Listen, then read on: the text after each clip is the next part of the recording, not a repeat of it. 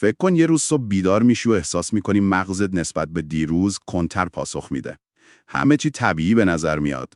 نه تصادف کردی، نه یه بیماری عجیب و غریب گرفتی. اما واقعیت اینه یک سری کارهای ساده ممکنه کاری کنن که هوش و تمرکزت کم و کمتر بشه. امروز توی این ویدیو میخوایم دقیقاً درباره همین موضوع حرف بزنیم. بر اساس یه مقاله تازه از Psychology Today نوشته دکتر تی الکساندر پوتیو. میخوایم ببینیم چه عادتهای ساده‌ای باعث میشن هر روز کمی از هوشمون رو از دست بدیم و مهمتر از اون چطور میشه جلوشون رو گرفت. در ادامه با من همراه باشید.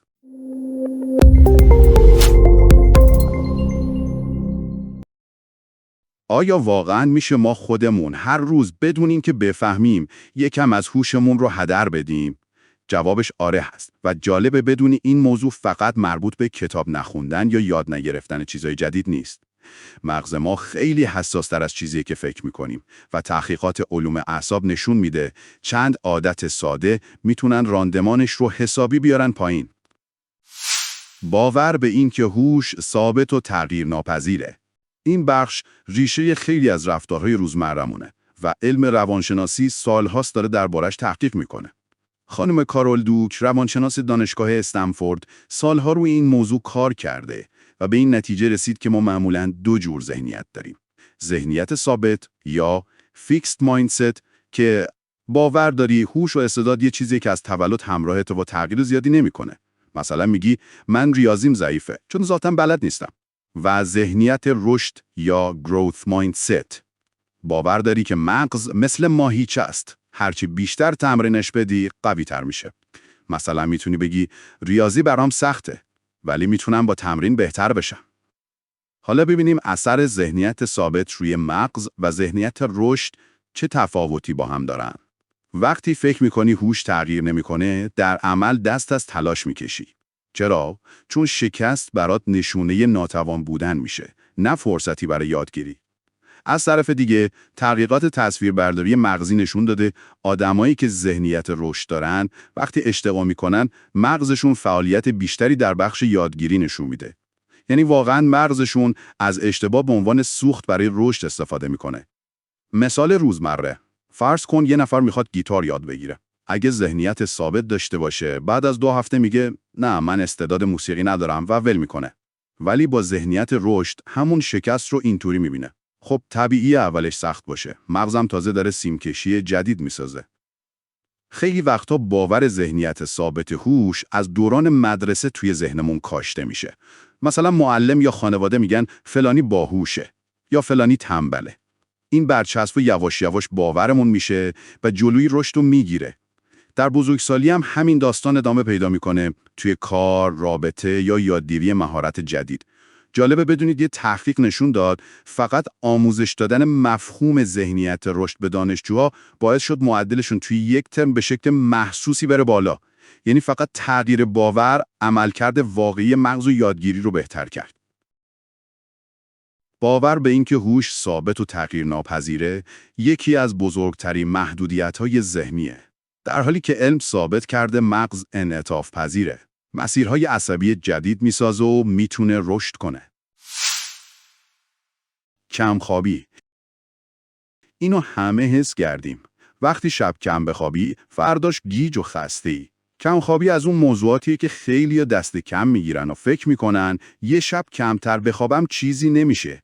ولی علم میگه اتفاقاً همون یه شبم کافیه تا عملکرد مغزت بیاد پایین.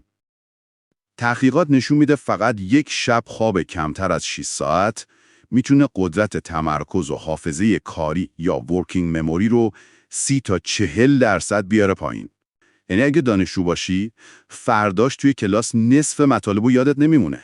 کم خوابی فقط به یادگیری ضربه نمیزنه. بخش آمیگدالا، مرکز احساسات در مغز هم بیش فعال میشه. نتیجه، زودرنجی، عصبانیت یا اضطراب بیدلی. برای همینه که بعد از یه شب بیخوابی حتی اتفاقای کوچیکم روی اعصاب آدم میره. کم خوابی باعث میشه فرداش نتونی درست تمرکز کنی. کارات عقب میفته. استرس میگیری، شب بعد دوباره خوب نمیخوابی. این چرخه اگه تکرار بشه هم به سلامت جسم ضربه میزنه مثل فشار خون و سیستم ایمنی، هم به سلامت شناختی. وقتی کمخوابی داری در واقع یعنی حافظت نصفه کار میکنه. تمرکزت پایین میاد و احساساتت میریزه به هم. خواب کافی همون سوختیه که مغز برای تیز و هوشمند موندن لازم داره. پس اگه میخوای هوش و خلاقیتت بالا بمونه، خواب کافی واجبه. الکل و مواد آسیب زننده. این بخش یه جورایی از همه حساس‌تره، چون خیلی‌ها فکر میکنن یه ذره اشکال نداره، در حالی که تحقیقات علمی چیز دیگه‌ای میگه. مطالعات گسترده روی مغز آدم‌هایی که الکل مصرف میکنن نشون داده حتی مصرف متوسط هم احتمال آسیب‌های حافظه و کندی عملکرد شناختی رو بالا میبره. وقتی الکل وارد بدن میشه، خیلی سریع به خون و بعد به مغز میرسه. اولین جایی که تحت تأثیر قرار میگیره بخش جلویی مغزه، یعنی همون جایی که مسئول تصمیم گیری و تمرکز و کنترل رفتاره. همون چیزی که خیلی‌ها به عنوان سرخوشی میشناسن. کاهش بازداری، پرحرف شدن یا تصمیم‌های عجولانه. اما پشت این حالت واقعیت اینه که مغز داره ضعیف‌تر کار میکنه. یعنی اثرش فقط کوتاه مدت نیست. در طولانی مدت هم روی مغزت میمونه. حتی مصرف متوسط الکل میتونه به هیپوکامپ آسیب بزنه. هیپوکامپ اون بخشیه که مسئول ذخیره و بازیابی خاطراته. به همین خاطره که خیلی‌ها بعد از نوشیدن زیاد میگن یادم نمیاد دیشب چی شد. این فقط یه شوخی نیست. واقعاً بخش حافظه مودتاً خاموش میشه. اگه بخوام ساده بگم، الکل مثل نویز روی سیگنال‌های مغزه. تمرکز و سرعتت رو پایین میاره.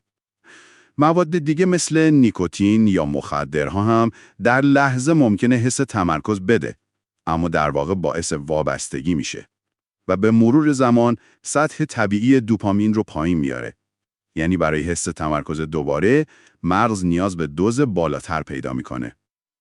مواد محرک مثل آمفتامین یا کوکائین شاید لحظه‌ای سطح انرژی و تمرکز رو ببرن بالا، اما توی دراز مدت شبکه‌های عصبی رو تخریب میکنن. درست مثل اینه که موتور یه ماشین رو مدام تا آخر گاز بدی، در نهایت میسوزه. الکل و مواد مخدر سطح اکسیژن رسانی به مغز رو پایین میارن، باعث التهاب در سلول‌های عصبی میشن و مسیرهای ارتباطی نورون‌ها رو ضعیف میکنن. این یعنی مغز نه تنها کندتر میشه، بلکه انعطاف پذیریش برای یادگیری چیزای جدید هم کم میشه. بی‌برنامگی و نداشتن ساختار. شاید تا حالا شده که یه روز کامل و بدون هیچ برنامه‌ای سپری کنی. ممکنه اولش حس آزادی بده، ولی آخر روز هم خسته‌ای هم ناراضی. بی‌برنامگی و نداشتن ساختار جزو اون چیزاییه که خیلی‌ها دست کم میگیرن، اما تحقیقات نشون میده اثر مستقیم روی تمرکز، حافظه و حتی خلاقیت داره. مغز ما، مخصوصاً بخش جلویی به اسم قشر پیشانی یا پریفرونتال کورتکس، برای مدیریت کارها طراحی شده. این بخش همون مدیر اجرایی مغزه که تصمیم میگیره اول کدوم کارو و بعد کدوم کار رو انجام بده. وقتی برنامه نداری، این مدیر مدام بین وظایف مختلف میپره و انرژی زیادی هدر میده. مطالعات روانشناسی شناختی میگن وقتی برای روزت ساختار مشخص داری، مثل اولویت بندی یا برنامه‌ریزی شب قبل، مغزت انرژی کمتری صرف تصمیم گیری میکنه. به این میگن کاهش بار تصمیم، decision fatigue. یعنی مغزت آزاد میشه تا روی کارهای مهمتر تمرکز کنه. بی برنامگی یعنی بذاری مغزت مدام بین کارهای مختلف بدوه بدون اینکه به خط پایان برسه. ولی وقتی حتی یه لیست کوتاه برای روزت می‌نویسی، در واقع داری به مغزت نقشه میدی. اون وقت به جای اینکه وسط شلوغی‌ها سردرگم بشه، میدونه کدوم مسیر رو بره. اگه تا اینجا برات مفید بوده، همین الان یه لایک بزن که بریم سراغ نکته بعدی. محیط منفی. وقتی اطراف آدم‌های منفی باشی، حتی اگه خودت مثبت فکر کنی، ذهنت کم کم با اون انرژی هماهنگ میشه. تحقیقات نشون داده شنیدن غر و شکایت مداوم سطح استرس رو بالا میبره و کارایی مغز رو پایین میاره. فرض کن سر کار یه همکار داری که مدام غر میزنه. روز اول شاید با لبخند از کنارش رد بشی، اما بعد از چند هفته میبینی خودت هم داری از چیزای کوچیک شکایت میکنی یا تمرکزت رو از دست دادی. نه به خاطر اینکه تو ذاتاً منفی، بلکه چون مغزت مدام توی اون فضای پر از استرس و غر شنیدن یاد گرفته همونطور واکنش نشون بده. یعنی محیط تو میتونه هوش تو رو بسازه یا خراب کنه. روانشناسا بهش میگن مصری بودن هیجان‌ها یا emotional contagion. یعنی چی؟ یعنی وقتی با آدم‌های قرقرو، عصبانی یا منفی نگر وقت میگذرونی، ناخودآگاه مغزت شروع میکنه همون الگوهای هیجانی رو کپی کردن. حتی اگه توی ظاهر نخوایی، بازم بدن و مغزت با اون فضا تنظیم میشه. پژوهش‌ها هم نشون دادن وقتی آدم‌ها در معرض حرفای منفی قرار میگیرن، سطح کورتیزول یا همون هورمون استرس توی خون بالا میره. کورتیزول زیاد یعنی افت تمرکز، افت حافظه کوتاه مدت و در دراز مدت حتی آسیب به بخش‌های مهمی مثل هیپوکامپ که وظیفه یادگیری داره. نتیجه این که بودن در محیط منفی فقط روحیه رو خراب نمی‌کنه، مستقیم روی عملکرد شناختی و هوش تأثیر میذاره. و برعکس، بودن در جمع آدم‌های الهام بخش و مثبت میتونه مغز رو در حالت یادگیری و رشد قرار بده.